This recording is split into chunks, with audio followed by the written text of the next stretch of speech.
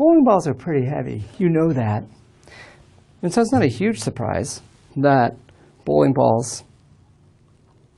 would sink. And in fact, that 16-pound bowling ball sinks rather handily. But here's an interesting fact about bowling balls. Every single bowling ball is about the same size. So if you make a lighter weight bowling ball, the volume's the same. The way that you change its mass, is by changing the density. So a 16-pound bowling ball is dense enough to sink, but an 8-pound bowling ball is much less dense and is actually fluffy enough that it floats. So an 8-pound bowling ball will actually float, which is a real surprise because you would like to think about bowling balls as sinking. But here's the thing, it's the same volume as a 16-pounder. It's got to have half the density. It's got half the mass in the same volume, half the density, and the density is small enough that it will actually float.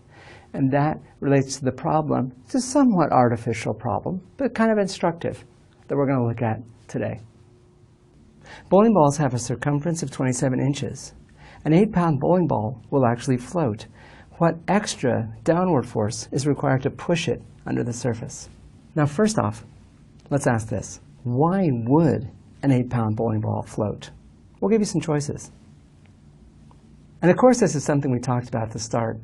All bowling balls have the same size. They all have a circumference of 27 inches. So lighter weight balls have to have lower density. Less mass, same volume. They have a lower density. And the density of an 8-pound bowling ball is small enough that it will float. Let's complete this calculation. What extra downward force is required to push the bowling ball beneath the surface? Okay, it's an 8-pound bowling ball. It's got a circumference of 27 inches. There's something we're going to do for preparation, and that's this. We're going to take these numbers and we're going to convert them into the units that we like to work in. Okay, 27 inches, if we convert that into meters, 0.69 meters. And 8 pounds, well actually that's the weight of the ball, and weight is a force. I'm just going to turn that into newtons directly, and if I do that, I get the weight of the ball is just 36 newtons. And that's going to save us a step later, as we'll see. Let's continue our preparation by drawing a picture of the problem. Okay, here's the situation.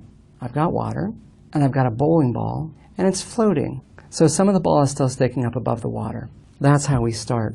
And at that point, we know the bowling ball is not going anywhere. The net force is 0.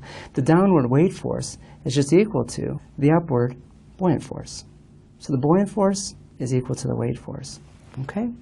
But to make the bowling ball sink, we've got to push more of it under the water. Well, if I push more of it under the water, I'm going to have a bigger buoyant force. So I'll have a bigger buoyant force. And if the upward buoyant force has gotten bigger, I have to have extra downward force. Because now the weight force alone is not enough to make the ball move underneath the surface. I've got to add an extra force. And let's just call that one F. Okay? Now in this case as well, this final case that we're looking at right here, it's true, the bowling ball is not going anywhere. I'm just holding it under the surface. So in this case right here, the net force is equal to 0. And we can use that to write down an equation that we can solve to figure out what this extra force has to be. Let's do that. Okay, if the net force is equal to 0, that tells me that the upward force, that's the buoyant force, is going to be equal to the total downward force. And the total downward force is the weight force plus the extra force that's applied to push the ball under the water. Now we also know something about the buoyant force. The buoyant force on an object submerged in a fluid is just equal to the density of the fluid times the volume of the object times g. So ultimately my equation turns into this. The buoyant force, rho times v times g, is equal to the weight force plus the extra downward force that's applied. What I'm trying to solve for is the extra downward force. So let's write it this way. The extra downward force is just equal to rho times v times g minus the weight. And now we have an equation that we can solve. Well, remember, the density that we're looking at is the density of the fluid. In this case, we're looking at the density of water. The bowling ball is sitting in water. And so the density is 1,000 kilograms per cubic meter. That's the density that we need to consider. And how about the volume? Well, the volume that we're looking at is the volume of a sphere. Bowling ball is a sphere. That's 4/3 times pi times the radius cubed. Well, we weren't given the radius of the bowling ball, but we were given that the circumference of the bowling ball was 27 inches or 0.69 meters. And so we can say this, the circumference of the bowling ball, 2 pi r, is equal to 0.69 meters. So the radius of the bowling ball, if we work it out, 0.11 meters. And so the volume of the bowling ball in cubic meters is 0.0056. These numbers we can use in the expression for the force that we calculated.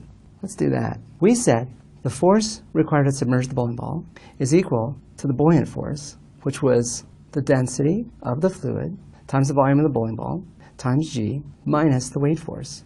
Well, the density of the fluid is 1,000 kilograms per cubic meter. The volume of the bowling ball, 0.0056 cubic meters. G, 9.8 meters per second squared, minus W. But we know what W is. W is the weight of the bowling ball. It's just an 8-pound ball. That's 36 newtons. If we calculate that out, we get the extra downward force, 19 newtons. Putting that in pounds, that's about equal to 4.2 pounds. Given that, we're going to ask you a question. Given the results of the calculation, what is the maximum weight bowling ball that would still float? We'll give you some choices. We said that it took an extra 4.2 pounds of force to submerge that 8-pound bowling ball. So if it took the 8-pound bowling ball and transformed it into a 12-pound bowling ball, that would not be quite enough to submerge it. And so it's clear that a 12-pound bowling ball would still float.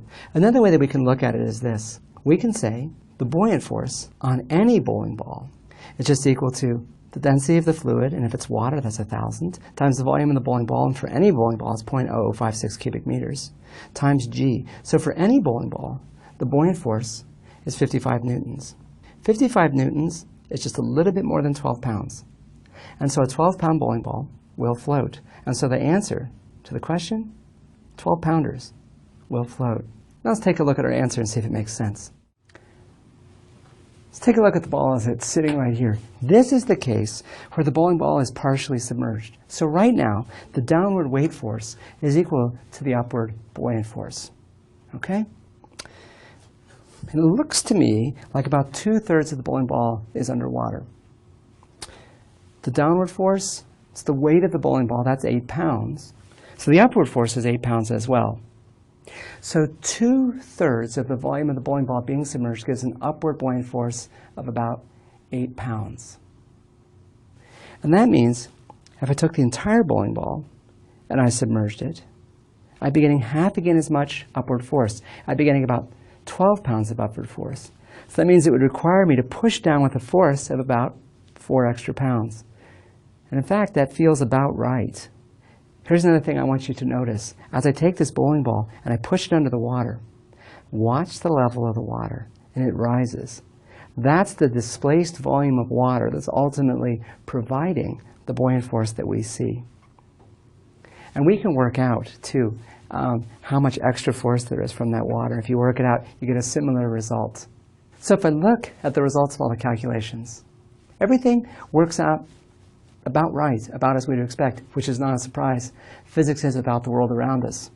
Even though the fact that bowling balls do float is a bit surprising, but something you'll remember, I guarantee you.